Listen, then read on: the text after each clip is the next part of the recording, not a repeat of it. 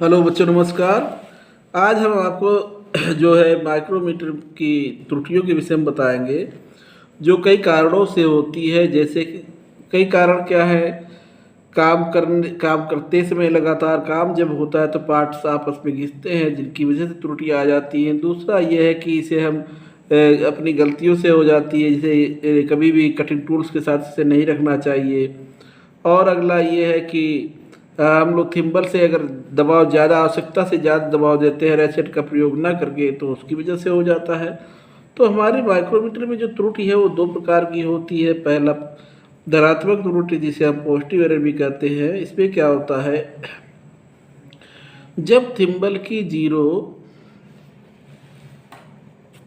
जब थिम्बल की zero barrel या स्लीव की डाटम लाइन, जो डाटम लाइन है इसके ऊपर मेन डिवीजन और नीचे इसके सब डिवीजन होता है, डाटम लाइन के पीछे रह जाए या ऊपर रह जाती है तो हमारी जो त्रुटि होती है धनात्मक त्रुटि कहलाती है। अगर इस प्रकार की जो त्रुटि है उसे कुल कुल जितना भी मेजरमेंट लेते हैं हम, उसे कुल मामले से घटा लेना चाहिए, जितनी हमारी एरर आती है। अगला है ऋणात्मक त्रुटि।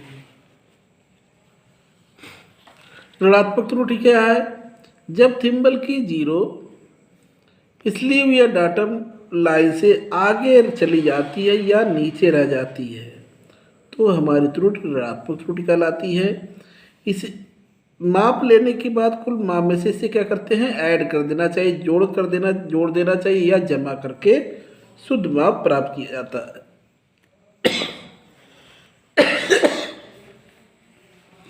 एरर दूर करने का जो तरीका है, एक तो आप पॉजिटिव एरर में से कुल माप में से घटा देना चाहिए, नेगेटिव एरर है तो कुल माप में जोड़ देना चाहिए।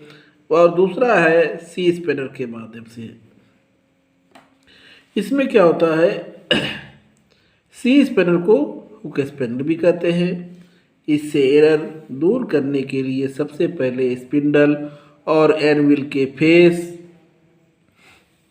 आपस में मिलाए जाते हैं और लॉक नट से जाम करके सी स्पैनर के हुक को स्लीव में बने छोटे से सुराख में डालकर आगे या पीछे घुमाकर थिम्बल की जीरो और स्लीव की डाटम लाइन को एक सीध में मिलाया जाता है। इस प्रकार एरर को दूर किया जाता है।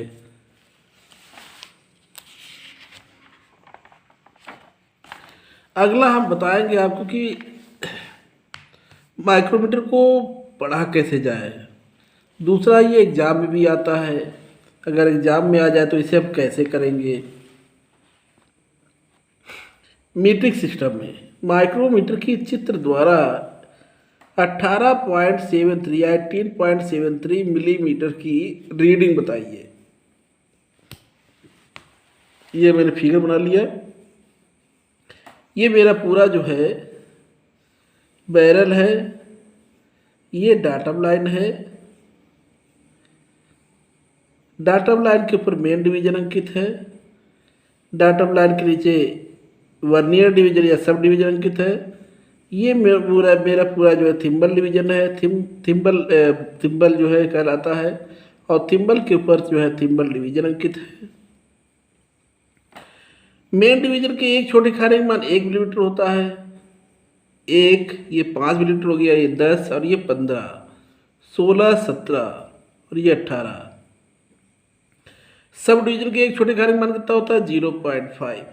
ये 0.5। आप क्या देखते हैं,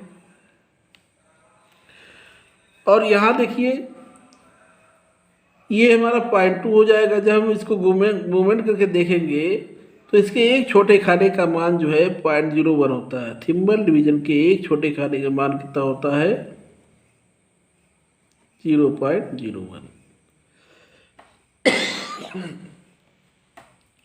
मेन डिवीजन के एक छोटे खाने का मान कितना होता है, 1 mm। सब डिवीजन के एक छोटे खाने का मान कितना होता है, 0.5 mm।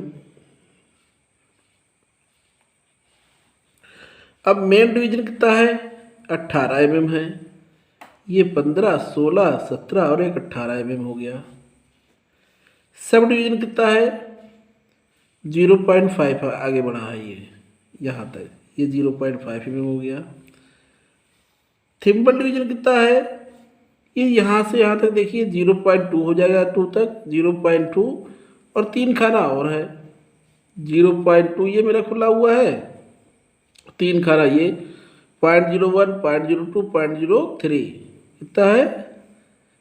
0.03। तो टोटल कितना हो गया? 0.23। तो ये हमारा जो है थिम्बल डिवीजन में 0.23। टोटल रीडिंग कितनी हो जाएगी?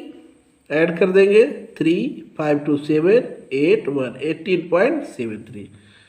तो पेपर में अगर आता है मेजरमेंट पूछता है तो आपको इस प्रकार से इसको ऐड करना होगा।